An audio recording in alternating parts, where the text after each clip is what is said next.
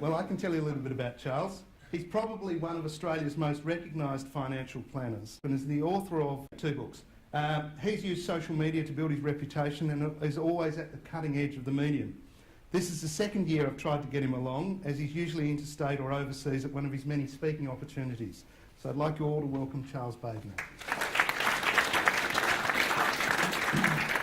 Thanks so much for having me along. About 12 years ago, I had a bit of a midlife crisis and left my role as a lawyer and moved to financial services. And it was all pretty good. It was a pretty good ride through to about late 2007. Salaries were rising pretty steadily and my asset base was ticking along pretty well. But then, come December 2007, the GFC hit financial services like a train wreck.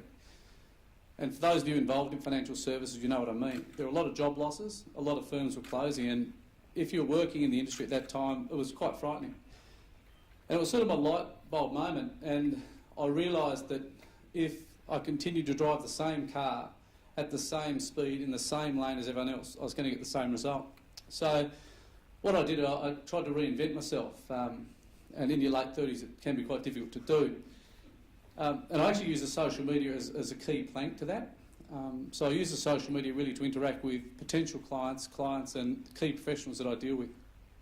And it's been a really interesting journey. I've made a lot of mistakes along the way and I've learnt a lot. What I've been able to do though by doing this is actually engage globally but work locally.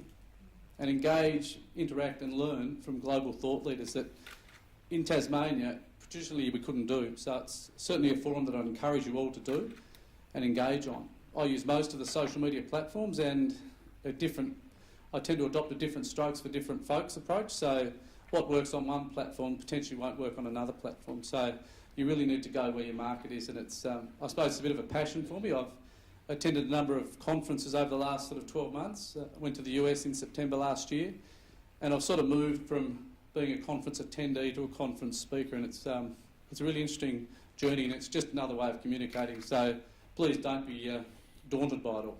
Charles, you manage your reputation through your social media interaction. What are the do's and don'ts when it comes to maintaining credible engagement with your followers or audiences? In terms of the do's, I think it's very similar to talking offline. So you need to sort of you need to give to get. So it's important that you actually give more than you get. So one of the problems you often see on social media is people will go on there and they'll just sprout about how good they are. Now, you wouldn't do that at a local barbecue, you wouldn't do it at drinks, so you don't do it on social media. And there are so many people that all they do is put their own stuff out there, and that's, most of us find it boring. So I think you need to actually limit what you're doing and avoid the machine gun approach. So a lot of people, for example, use one of the auto prompts, whether it's Hootsuite or Oomph or something, where you actually put the same material on every single platform. And to be frank, what you put on LinkedIn should be very different to what you put on Facebook. So with Facebook, for example, I'm no Jim Carrey, but I try to put something that's funny and engaging, because if I put a very serious blog in relation to investment markets, well, to be frank, that's like turning up to a dictionary at a party on a Saturday night and no one's going to read it. So I think you need to be very careful what you do. I think you need to be consistent. So too many people want to be one-hit wonder and just put a post and come back 3 or 4 weeks later. Well, you'll actually lose your audience. So you need to be consistent in when you post, but also consistent in what you post. So if you look at anything that I post, it's got a very consistent theme. So if you want to find out about how to cook an egg, for example, I'm not the guy to look at. But if you want to know something about self-help, financial tips, hopefully inspirational content from people that really achieve something genuinely at a global scale, well, hopefully you'll find some of that stuff interesting. And it's material that I find interesting, so not everyone's going to find interesting, but hopefully my connections and like-minded individuals will actually find it engaging. In terms of the key don'ts is, well, one of the things that people try to be all things to all people. So in any business you have to fish where the fish are. So if you don't have any clients on LinkedIn, then using LinkedIn as your key marketing platform is obviously a waste of resources. And you see that a lot.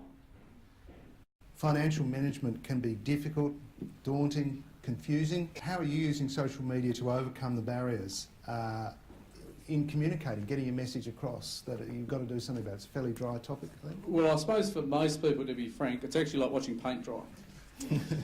So you need to be different, you need to be engaging, and particularly with, I use video a lot. So if any of you have actually seen me on my YouTube channel, I try to do what I call professional humour. So those of you who have seen me, for example, I did the federal budget update in May. I was in my gumboots at Nutgrove Beach, and my introduction was, for many of you, with last night's federal budget, you felt all at sea. So you try to sort of have a powerful start. My closing was even worse.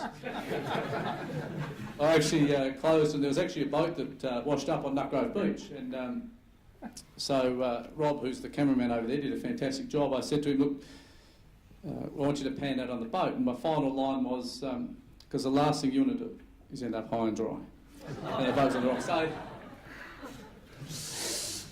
So I think you need to be different, and you need to certainly push you outside your comfort zone to actually get that message across, because it is unnatural going out, doing those sort of things and doing those things on camera, because to be frank, no one was really doing it in financial services.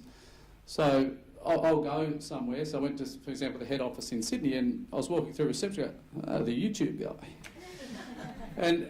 But by doing things differently and keeping it short and sweet, you actually engage with your audience. And I think it's a really powerful forum, because at the end of the day, we're all time poor. And all of the social media is just an entertainment mechanism. So if I bore people, they will switch off. Which is why it's very important to use different messages for different platforms. Just quickly, in sort of 20 seconds, what's the best single piece of advice you could give people with social media? Social media works for you 24/7, 365 days of the year, and it's a message that you control. And Googling someone now is due diligence 101. So someone will Google you, and someone will find out whether they know, like and trust you before they meet you. So that's very important. And it's your digital tattoo, so make sure you don't get it wrong.